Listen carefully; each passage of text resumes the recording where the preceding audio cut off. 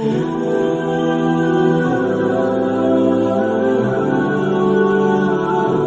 لله رب العالمين، الصلاة والسلام على رسول الله وعلى آله وصحبه ومن والاه. أوصيكم عباد الله بتقوى الله وطاعته ولزوم أوامره ومخافته، فإن الله مع الذين اتقوا والذين هم محسنون. سڵاو و ڕەحمەتی خۆی گەورەتان لێبێ بەڕێزان و خۆشەویستانم. لە کۆتاییەکانی مانگی پیرۆزی ڕەمەزانین تا ئەم ساتە وەختە ئەو کردەوانەی ئەنجاممان داوە خی گەورە و میهرەبان لە هەموو لایەکی قبوڵ کردبێ. سەرەڕای بارودۆخی ئەمنی و قەلەقی خەڵک و باری بژێوی داهاتی خەڵک، بەڵام سپاس بۆ خی گەورە جارێکی تر مانگی ڕەمەزان ئەمساڵ ئاوەدانمان کردەوە، مزگەوتەکانمان ئاوەدان کردەوە، مزگەوتەکانمان بێناز نەکرد. ئەمە دەلیلە لەسەرەوەی کە ئەم میلەتە عاقیبەت خێرە، بەڵگەیە لەسەرەوەی کە گەنجی ئەم وڵاتە بەرەو خێرە ڕۆ، بەڵگەیە لەسەرەوەی کە هەمومان قەناعەتمان بۆ دروست بووە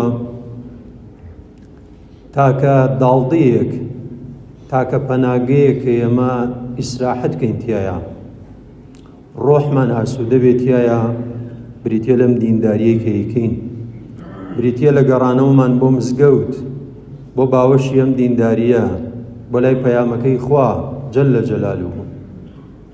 بۆیە ئەمە پیرۆز بێ لە هەموو لایەکمان. لە فەرمودەیەکی پێغەمبەری خوا عەلەیهی السەڵاتو وەسسەلام فەرموویەتی: ئەلئوموڕ بخەواتیمها، کارەکان کۆتاییەکەیان حسابە، هەموویشێ ئەخیرەکەی حسابە. هەیە بین بۆ کرێکاری لە حەوت و هەشتی بەیانیوە زۆر گەرم و گوڕە، ئیتر نیوەڕۆ پەکیەکەوێ و دەسەکا بە احترامەن بە پێچ لێدان، ئیشەکە تەواو ناکە، سبەینێ خاوەنی شەڵێ کاکە ئەم پیاوە نەیەتەوە، ئیشەکەی بەدڵ نەبووە. ئەو ئیشە موهیمە تا کۆتایی لەگەڵ یەچین، تا کۆتایی وزە و تاقی خۆمان سەرفەکەین لە پێناوی. شەوانی قەدر ئیتر ترۆپکی جوانیەکانی مانگی ڕەمەزانە. ئەم شەوانە تاجی هەموو ڕۆژەکان و شەوەکانی ئەم مانگن.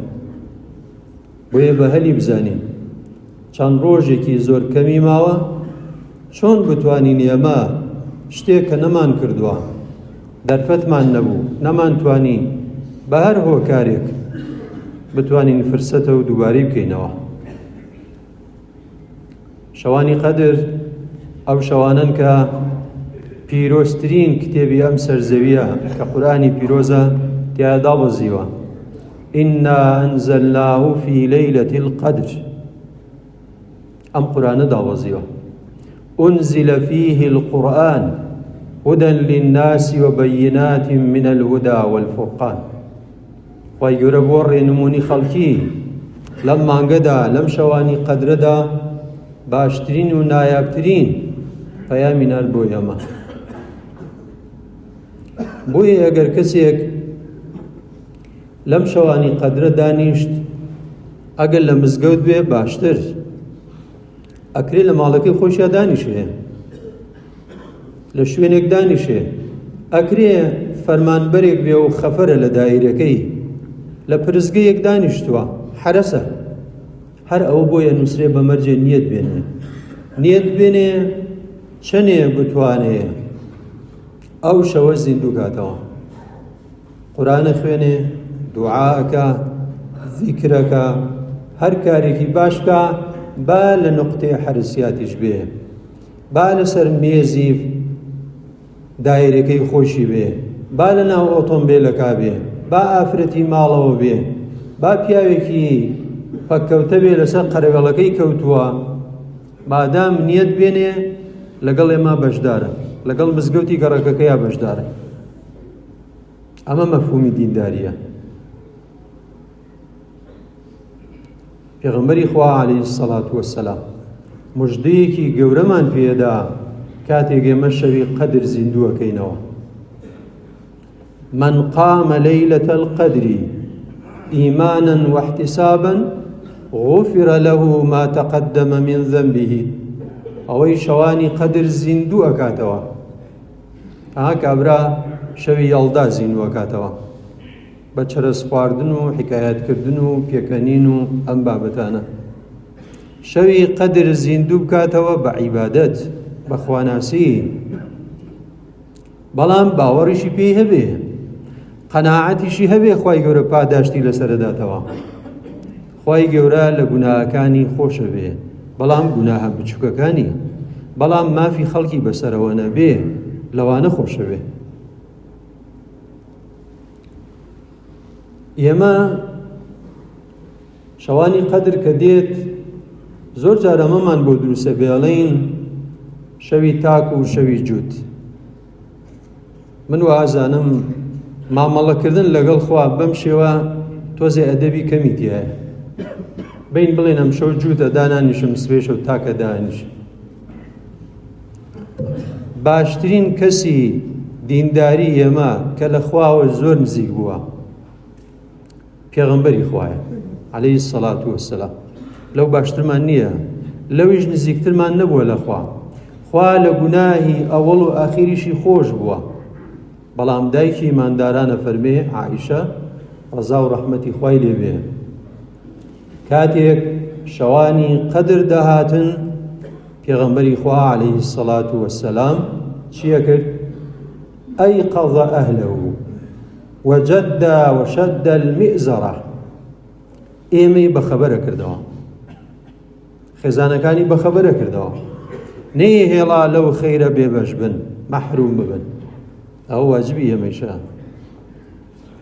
ئیتر قسەم کردووە لەم بارەوە زۆر بەداخەوە ئێمە وازانین ئافرەت لە ماڵەوە خێزانی ئێمە، کچی ئێمە، دایکی ئێمە قەرارە بەس بۆ دروست کراوە کۆتاییەکانی ڕەمەزان بەس پەڕۆیەکی پێ بە پەنجەرە باکاتەوە.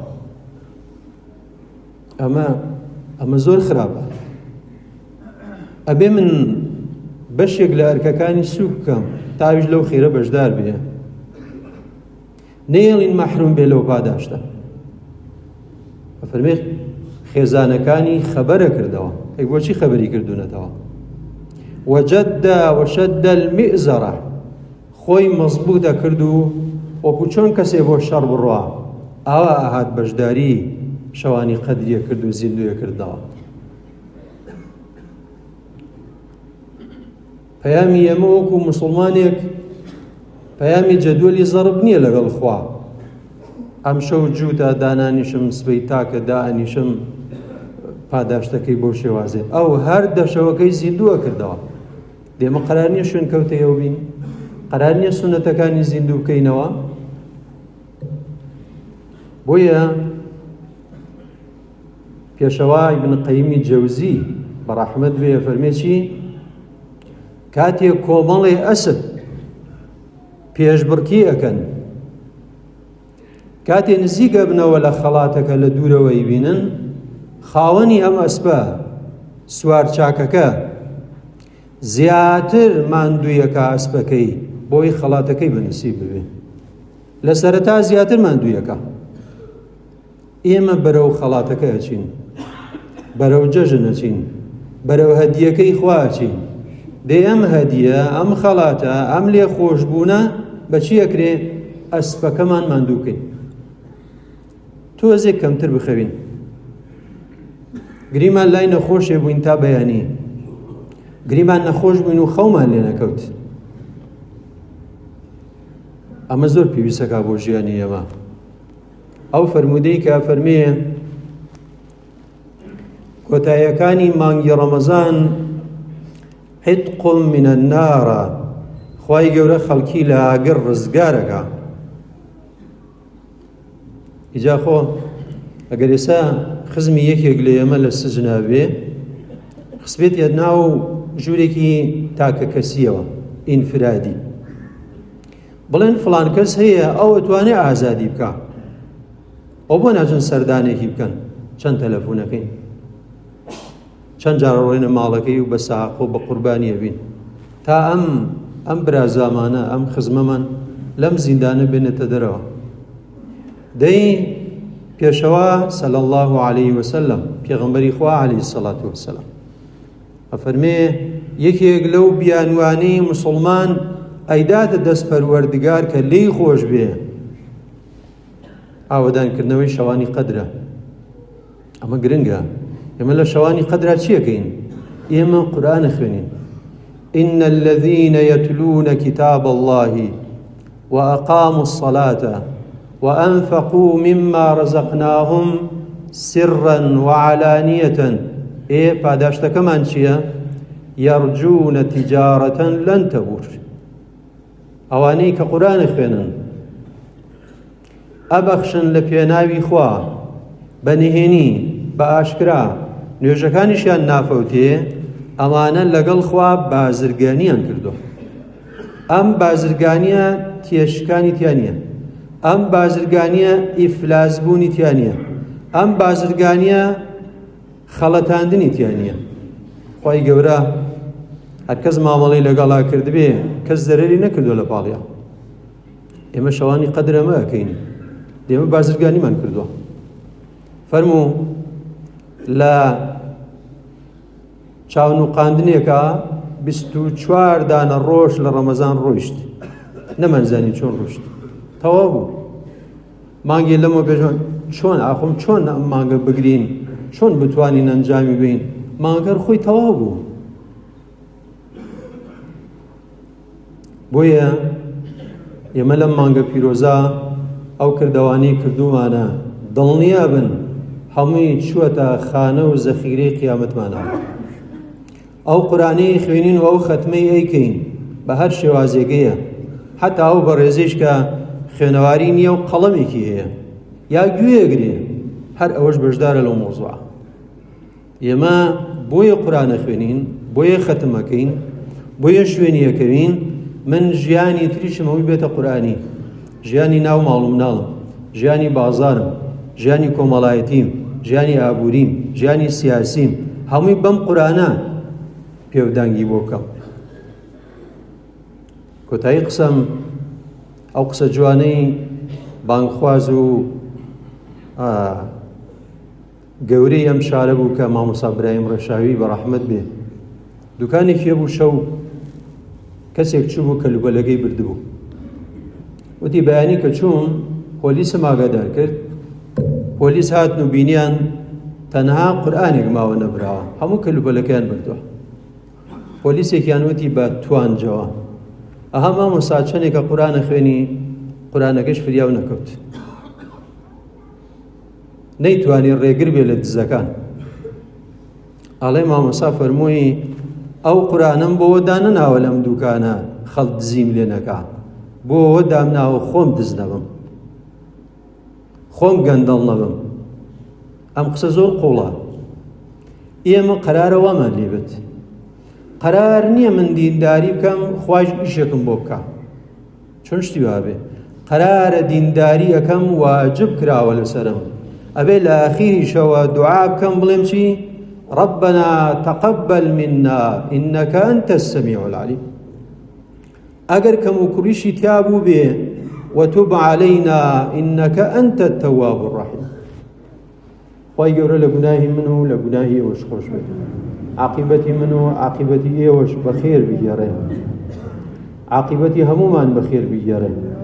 ئەم دینداریە ئەم مانگی ڕەمەزانە بەشێکە لە پاکبوونەوەی ئێمە لە گوناهەکان. یا رب العالمین لەبەر خاتری گەورەی ئەم مانگە، گەورەی شەوانی قەدر، دابەزینی قورئانی پیرۆز لەم شوێنە پیرۆزە و لەم جێگە پیرۆزە لە گوناهی هەمومان خۆش بی. ئەوەی کردومانە لەم مانگەدا و لەم چەند ڕۆژەدا قبول کرابێ، لە خەرمانی قیامەت ئێمە تۆمار کرابێ، کتێبەکانمان بەدەستی ڕاستەوە بدەیتەوە، لە قیامەت دڵخۆشمان کەی بە کردەوەی ڕەمەزانمان. یا رب العالمین هەموو کردەوانەی کردومانە بێتە مای سیترێک، بێتە مای قەڵغانێک لە ئاگری جەهەنەم بمان پارێزی، لە نیعمەتەکانی بەهەشت بێبەشمان نەکەی یا رب العالمین. گەنج و لاوەکانمان بپارێزی، ئەم شەڕەی کە دەستی پێکراوە ئەم میلەتە بپارێزی، ئەم میلەتە لەم فیتنەیە بپارێزی، لەم کوشتارە بە دووری بگری پەروەردگاری مەزن. شفای خێر بۆ هەموو ئەو نەخۆشانە بنێری، داوای دوعای خێر و ئومێدی دەستبەستکردنەوەی جەنابتیانی هەیە. شفای خێر بۆ هەموویان بنێری، شفای خێر بۆ هەموویان بنێری یا رب العالمین. داوات دیەکەین لەبەر خاتری ئیسمی عەزەمت دەروی خێر لە هەموو لایەکمان بکەیتەوە، لە مردووەکانمان خۆش بی، لە مردووەکانمان خۆش بی. داوات دیەکەین یا رب العالمین ئەم وڵاتەمان بپارێزی، بەرەکەتی ئاسمان و زەوی بیگرێتەوە، بارانی پڕ خەیر و ڕەحمەتیشمان بۆ بارێنی. آمین. ربنا آتنا في الدنيا حسنة وفي الآخرة حسنة وقنا عذاب النار.